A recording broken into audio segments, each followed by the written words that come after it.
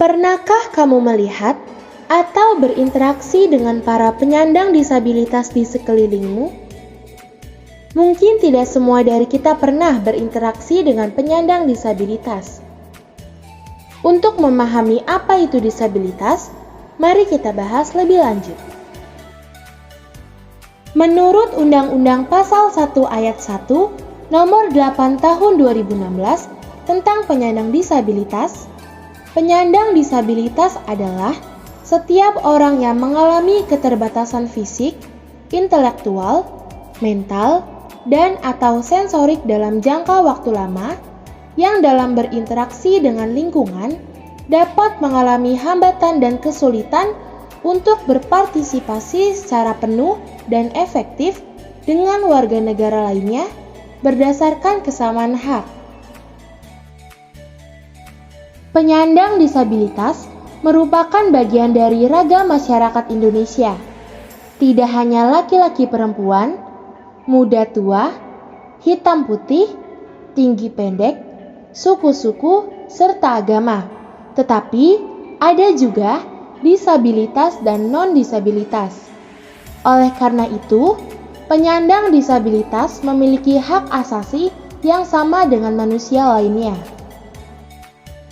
Dalam ruang lingkup suatu negara, penyandang disabilitas adalah bagian dari warga negara yang hak asasinya wajib dihormati, dipenuhi, dan dilindungi oleh negara. Salah satu hak penyandang disabilitas adalah pendidikan. Pasal 31 Undang-Undang Dasar 1945 sudah menjamin bahwa pendidikan adalah hak bagi semua warga negara Indonesia. Itu berarti semua warga negara, termasuk penyandang disabilitas, punya kesempatan yang sama untuk mendapatkan pendidikan. Penyandang disabilitas berhak mendapatkan pendidikan yang bermutu pada satuan pendidikan di semua jalur, jenis, dan jenjang pendidikan. Menurut data Badan Pusat Statistik, berdasarkan Survei Angkatan Kerja Nasional 2018, saat ini sudah ada 54,26% penyandang disabilitas di Indonesia yang sudah pernah bersekolah. Sedangkan tingkat pendidikan non-penyandang disabilitas sudah mencapai 88,21%. Kondisi disabilitas seseorang tidak boleh menjadi penghalang untuk mendapatkan pendidikan. Salah satu pemenuhan pendidikan anak, khususnya bagi penyandang disabilitas adalah melalui pendidikan inklusif sesuai yang tertuang dalam Pasal 1 Permen Nomor 70 Tahun 2009. Pendidikan inklusif adalah sistem penyelenggaraan pendidikan bagi anak-anak yang memiliki keterbatasan tertentu dan anak-anak lainnya yang disatukan dengan tanpa mempertimbangkan keterbatasan masing-masing. Dengan bersekolah di sekolah inklusif, maka akan ada interaksi antara siswa penyandang disabilitas dan non-disabilitas. Dari interaksi itu, akan timbul rasa saling memahami akan keunikan masing-masing siswa, dan hal itu sangat baik untuk mengajarkan toleransi dalam berinteraksi sosial. Sayangnya, hingga saat ini belum banyak sekolah yang menerapkan sistem inklusi dan bersedia menerima siswa disabilitas dengan tangan terbuka.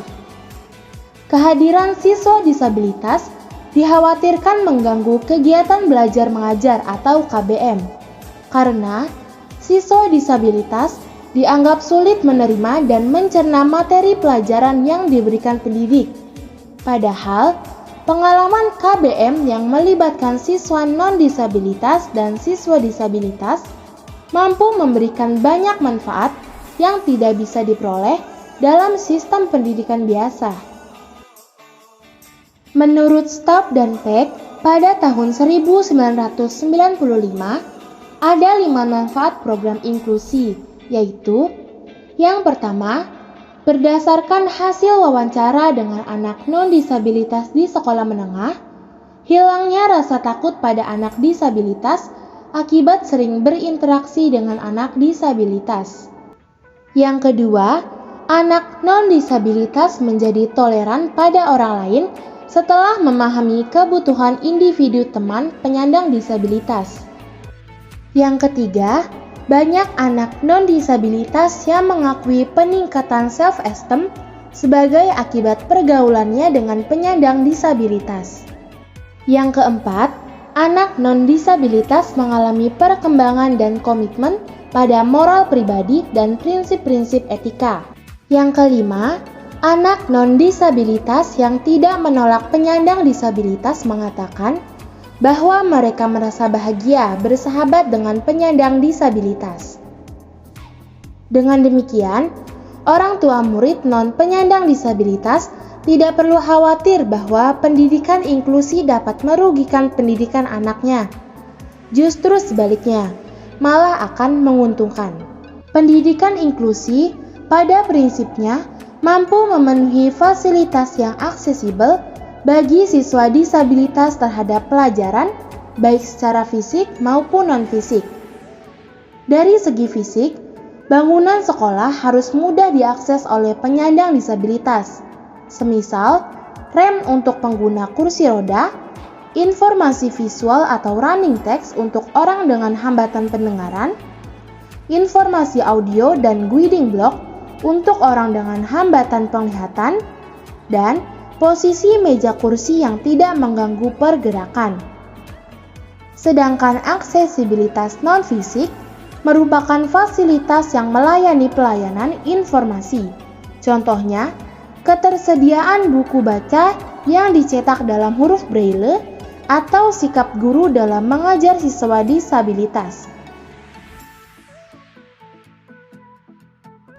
Mari bersama-sama mewujudkan lingkungan Indonesia yang inklusif, Indonesia yang ramah disabilitas.